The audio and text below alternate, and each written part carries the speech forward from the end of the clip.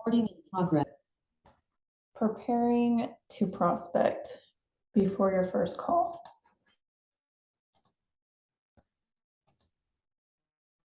You will want to go through a pre-call checklist, and this should only take you 5 minutes or less per call. You want to make sure you are talking to the decision maker. This is the party who signed on the loan or deed, and you can check this with the Department of Assessments and Taxation. Make sure you establish the correct contact, verify any information, and follow up until you talk to them or hear back. You want to go onto their property website to see how many properties they own, how long they've owned them. Are there any concessions, renovated units, any amenities? You can also go on apartments.com and find out any more details about their units and how they're renting them. You also want to know about the loan, the due date, what rate and type of loan they have on the property. Make sure to review your CRM and see any property and investor notes that you have in there. Then also, if there's any relevant submarket news you can share, such as sales comps, new developments. Are there any employers or jobs coming or leaving? What is the current income rate? If Amazon was coming into town, that would be pretty big news to share with the owner. If you see that a property was listed but taken off the market, it's a good idea to call and ask the seller why it didn't sell. And if it is listed with an agent, just keep in mind there may be a tail up to a year. So then you'll want to follow up with the owner after that year. Make sure you make a relationship with a lender, and that way you can give them deal flow and also tell the owner that you have a lender that will give them a better price through you than if they were to contact them directly, just because you already have that established relationship. You can also tell the seller what the buyer is willing to pay and see if that price meets their needs. If you are advising your client to sell, the goal is to get the T12 and rent roll. You can support your argument with comps and case studies for improving the income and reducing expenses. Ask them to tell you about their property. What are their plans? Do they want to buy more, sell more? Is there anything that they're currently looking at that's on the market right now? If you know of any new jobs or transportation coming into that market, you may have an idea of what value that could add to their property, and then ask them if they would be open to an offer based on that value. Also make sure, again, if you know that you're talking with the decision maker, find out if they have any partners who are also going to need to put in, any of their input for them to accept an offer. Your first call with investors, they may tell you they're not interested in selling or a variation of no. Ask what their business plan is, because you may have a buyer who is willing to pay their exit price. If they just say no, they're not selling, ask them if they're buying. You may have something that would meet their criteria. Then you can follow up with them in 6 months if they just say they aren't buying, they're not selling. And then when you follow up with them, present facts that support a sale and end up selling their idea. Not everyone will sell, but they may refinance, buy other deals, or have a friend to refer to you. An investor, they may say to you, if I sell, what would I do with the money? So What they can do is 1031 into a newer property that will have less CapEx requirements. Or if they're worried about managing the property and they just want a more passive way to invest, they can invest in a DST. They may also say that their loan has a huge prepayment penalty, which when you're going through your pre-call checklist, you should know about their loan before calling them. But let's just say this is something that they end up telling you. So one option is the buyer could assume the loan or pay the prepayment penalty, which is a tax write-off. Keep in mind that as interest rates rise, the loan prepayment penalties drop. Loans coming due within 4 years typically allow for payoff. Talking to investors about their properties and acquisition criteria. Know if they are an active buyer or seller. If they're a buyer, then you want to help them grow their portfolio. If they own smaller properties under 100 units, then they probably need to buy more to scale. It can be really inefficient for buyers to operate under 100 units. 100 to 150 units, they're able to start scaling. The property has enough top line revenue to support a full-time maintenance and full-time manager, and that will help them have less turnover and loss. If it's property owner managed, they're trading their time for their returns. So if they build up more units, then they can build up management company to do this and free up their time.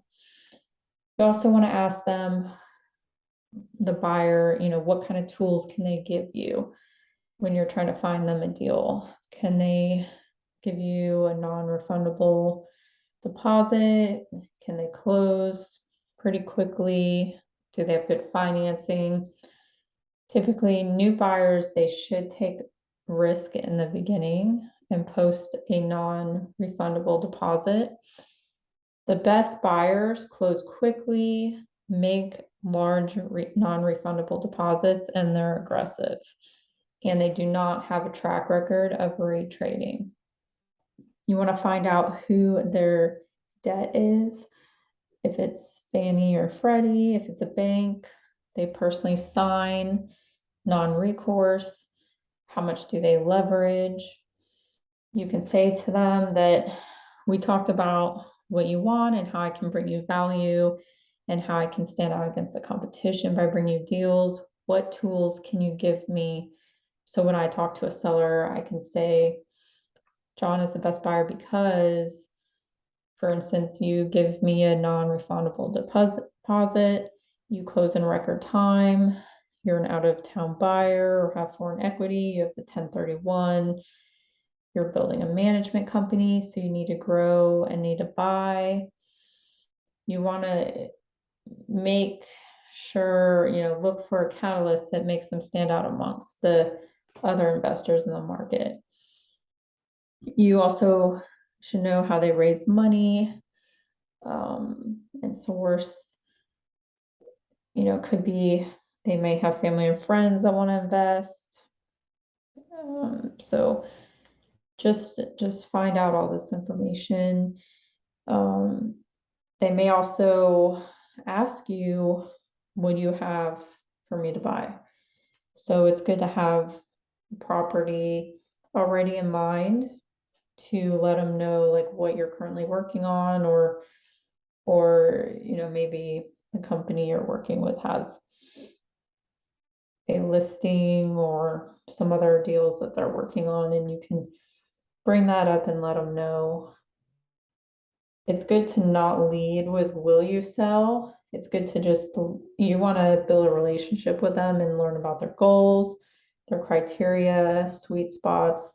Ask them their plans for the property. Are they renovating, then refinancing in year 3 and selling in year 5? After they buy the property, make sure you call them every year and remind them of their strategy and make sure they're hitting their benchmarks. And that way you're just building your relationship with them and helping them. Whatever you're currently working on, you can share that with them and that'll help break the ice. Make sure you find out what their acquisition criteria is, their return requirements, such as, the cash on cash. Is there a certain cap rate, location that they like? Do they like big deals, smaller units, value add, class A?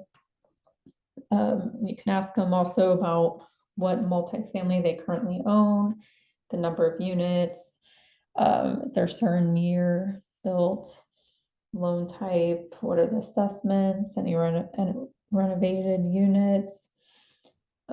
Make sure to confirm their email, get them on your mailing list, make sure you have the right phone number and address for them. You can ask them, do you see yourself buying more, holding, selling? When you're talking to them, tell them, hey, I'll be in your neighborhood tomorrow. I'd like to meet up. Let me know your favorite Starbucks and I'll bring you one. If they know that you're already going to be in their area, they're less likely to turn you down. And then if you get them to agree to meet with you, you can just use that on your next call and say, oh, hey, I'm already meeting an owner tomorrow, whenever it is. I'd love to meet you as well. And then you can just kind of go from there. Leaving a voice message. So make sure every time you call, you leave a voice message.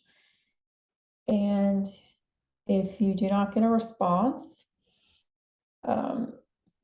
this is a good cycle to go through and repeat. So leave the voice message. If you have a good email, follow up with them.